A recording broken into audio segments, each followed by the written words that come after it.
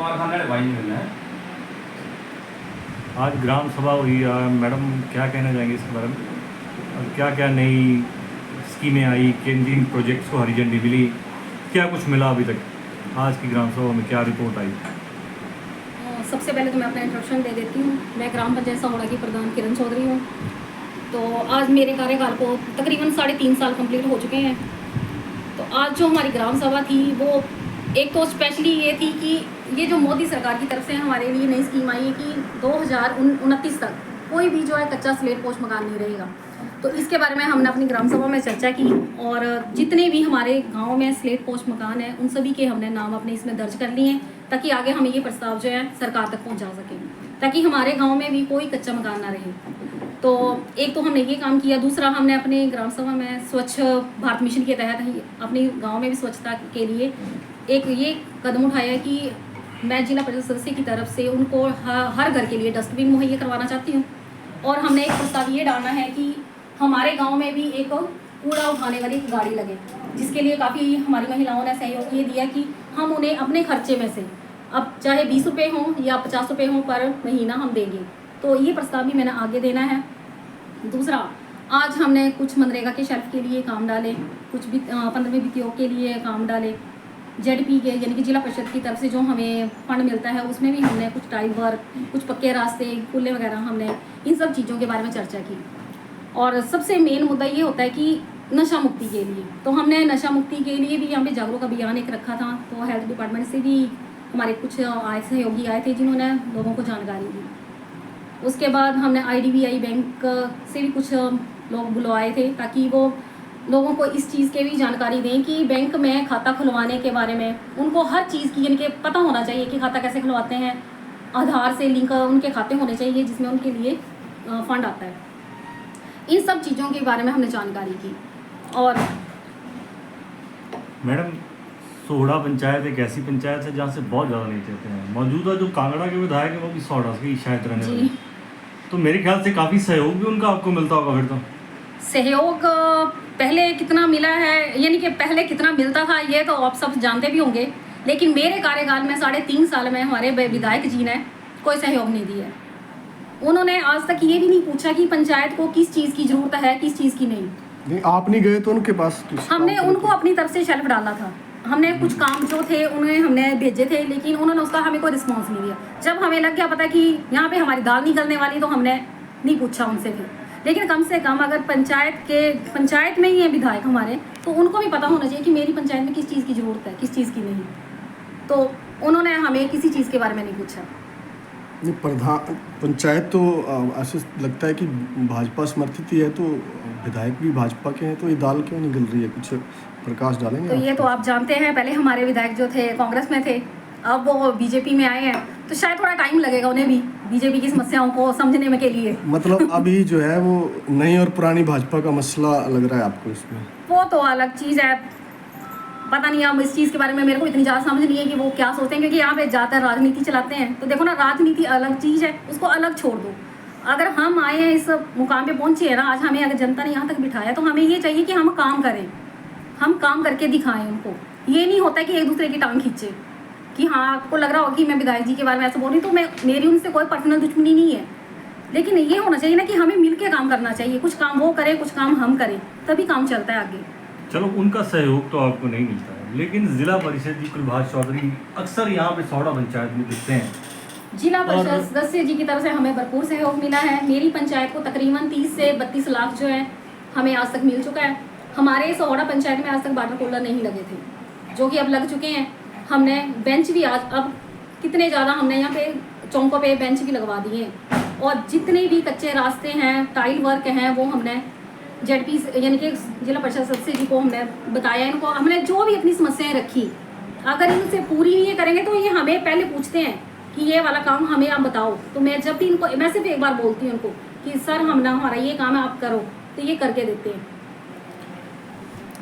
कुलभाष जी, आप अक्सर यहाँ पे आते हैं, विधायक जी थोड़े पिंडे दे भाऊ हैं, तो फिर क्या नहीं सा मतलब सहयोग कर दे जालू की तुहां कर दे। पर इलैक्शन की गल करा तो दोनों इलैक्शन लड़े हुए, पर तुहां अज भी साथ देंगे कि सह नहीं देंगे, सह के चक्कर है? पहले तो मैं आपका यहाँ पे धन्यवाद करता हूँ कि आपने हमारी आज ग्राम सभा जो आम 2 अक्टूबर को हुई है, इसमें आपने जो हमारी सभा थी आज माननीय सम्माननीय अध्यक्ष प्रधान ग्राम पंचायत सौड़ा किरण जी की अध्यक्षता में हुई, जिसमें कि विशेष रूप से मुझे पर यहाँ पर उपस्थित होने का मौका मिला। और मैं इसी पंचायत से संबंध रखता हूँ, मेरी पंचायतें 11 हैं और भी, लेकिन मुझे आज इन्होंने स्पेशल कहा कि अब हमने लास्ट 1 साल रह गया और हमें कुछ काम है वो आपसे करवाने हैं। तो सबसे पहले तो मैं आपसे ये कहना चाहता हूँ कि इस पंचायत का एक वार्ड मेंबर, उप प्रधान चाहे प्रधान है, इतना एक्टिव है कि शायद मुझे सोचने पर मजबूर हो जाता है। ये सभी कहते हैं कि ये काम करो वो काम करो, शायद हो सकता है जो हमारे सामान्य विधायक हैं यहाँ के, शायद वो उनका काम नहीं करते होंगे, तो बड़ी आस लेके हमारे पास आते हैं, तो हम इनको तुरंत कह देते हैं कि हम ये काम आपका करेंगे, चाहे हम जिला परिषद के माध्यम से करें, चाहे डीसी के माध्यम से करें, चाहे शासन निधि से करें, कहीं से भी हम इनके काम को पूरा करने की पूरी कोशिश करते हैं। लेकिन आज मैं विशेष तौर पर इस ग्राम सभा में आया था, मेरे सामने बैठे हमारे उप प्रधान सुरजीत जी भी हैं, वार्ड पंच भी हैं सारे, और ये थी कि महिला मैक्सिमम यहाँ पे 80% महिलाओं ने हाजिरी भरी, लेकिन महिला को ग्राम सभा में आने का हमने ये समझाया कि ग्राम सभा आम किस लिए होती है। आप कहते हैं गलियों में कि मेरी काम रह गया, इस बार सभी क्या प्रधान जी सभी महिलाओं ने बढ़ चढ़ के भाग लिया कि मेरा ये रास्ता खराब है, मेरा ये शौचालय नहीं बना है, मेरा ये घर नहीं है। मेरे ख्याल से मेरे गाँव में बड़े दुख की बात है, जिला परिषद में यहाँ से वो समिति मेंबर भी यहाँ से होते हैं प्रधान, लेकिन मेरे गांव में अभी तक भी 45 मकान ऐसे हैं कि जो स्लेट पोस्ट हैं। पता नहीं पिछली पंचायत ने क्यों नहीं उनके जियो टैगिंग करवाई, ये बड़ी खेद की बात है, नहीं तो आज भी उनको पक्के मकान मिल जाते। लेकिन हमारे प्रधान ने घर घर जाकर सभी महिलाओं को, सभी को उप प्रधानों चाहे वार्ड पंचों ने सभी कहा कि जिनके स्लेट पोस्ट मकान हैं, भारत सरकार की ये स्कीम है कि 2019 तक किसी का स्लेट पोस्ट मकान नजर आना चाहिए, तो इन्होंने 2029 तक कोई भी स्लेट पोस्ट मकान नजर नहीं आना चाहिए, तो इसलिए इन्होंने बड़ी मेहनत की। तो इस बार लोगों ने भारी जनसमूह यहाँ पे इकट्ठा हुआ, सभी ने अपनी समस्याएं सुनाई और मैं इनके साथ कंधे से कंधा मिलाकर चलने के लिए तैयार हूँ। और हमने आज ये प्रण लिया सभी पंचायत सदस्यों ने पंचायत प्रधान के समक्ष कि हम इस ग्राम पंचायत सौड़ा को एक मॉडल पेश करेंगे अगले साल, और हर गली में हमारा रास्ता जो पक्का होगा, टाइल वर्क होगा, लाइट होगी, जहाँ जो भी जरूरत होगी हम उसे पूरा करने की कोशिश करेंगे। वैसे ये कंसर्न आपका अपनी पंचायत के लिए, सौड़ा के लिए, या जो आपकी मेरी अन्य पंचायतें मेरी सारी आप जिस भी पंचायत में चले जाओ, आप समीरपुर चले जाओ, देरियाँ चले जाओ,